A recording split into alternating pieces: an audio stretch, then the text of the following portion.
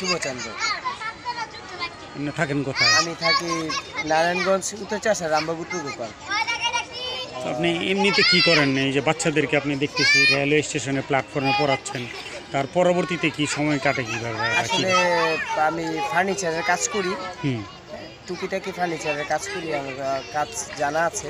টুকিটাকি ফার্নিচারের কাজ করি, ওইখান থেকে যা আয় হয় তার আয়ের 60% আমি ওদের পিছনে ব্যয় করি। এই যে বই খাতা, এই কলম পেন্সিল, আবার আপনার মানে শিক্ষা উপকরণ জিনিসগুলো সব আমি নিজেই কিনি। আবার দেখলাম এই যে এইখানে আপনার ওই যে বিস্কিট এনে রাখছেন, এইগুলি কি এদেরকে খাওয়ান? হ্যাঁ, আসলে ওদের এই মনটা খুশি রাখার জন্য আর যেন হালকা পাতলা একটু নাস্তার ব্যবস্থা করি, যখন আর কি যেটা পারি, কখনো চকলেট, কখনো। এই পানিটা কি কিনা লাগে আপনার? হ্যাঁ, পানিটা কিনে আনছি। এই পর্যন্ত কি 10 বছরের মধ্যে আপনাকে কেউ কোনো সহযোগিতা করে না বা আসলে কারো কাছে জানি নাই?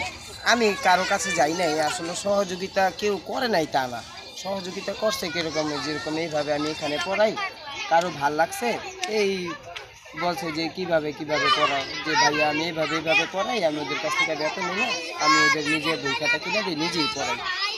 তো সব কিছু মিলে দেখা যায় কেউ ওই বিস্কিট কিনে দিয়ে গেল, তারপরে কেউ কিছু চিপস দিল, এইভাবে। আর আসলে যে এইটার একটু আগামো, একটু বেগবান করুন, ওরকম কোনো সহযোগিতা পাইনি। বা দেখা গেছে এইখানে যে এই প্ল্যাটফর্মটা, এটা অনেক গরম, সারাটা দিন এই প্ল্যাটফর্মটা রোদের পিছে অনেক গরম থাকে, এর মধ্যে ওরা 2টা ঘন্টা এই পাতাটার মধ্যে বসে পড়ে। তো আমার খুব কষ্ট লাগে, কারণ আমার অত টাকা পয়সা নাই যে আমি উঠতে এত কিছু করলাম, কারণ ওদের বই খাতা কিনতে আমার হিমশিম খাইতে হবে। তো এখন ছাত্রছাত্রীর সংখ্যা আছে 40 জনের মতো, এক সময় 125 জন ছাত্রছাত্রী ছিল। এই স্কুলের ছাত্রছাত্রী এখন এইখান থেকে বের হয়ে প্রায় এখন 9-এ আছে। আমাদের এই যে নারায়ণগঞ্জের এই যে ইসদের বাজার উচ্চ বিদ্যালয়, ওইখানে 2 জন আছে, এই বছর রানিং 9-এ পড়তেছে। তারপরে মাঝদাই গভর্নমেন্ট গার্লস স্কুল, ওইখানে একটা স্টুডেন্ট আছে, ও রানিং 9-এ পড়তেছে এই বছর।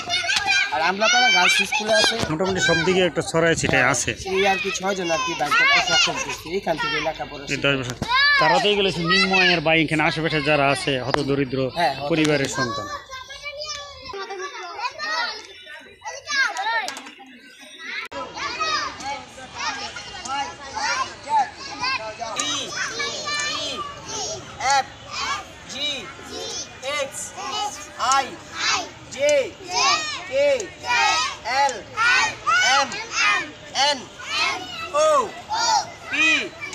Q R S T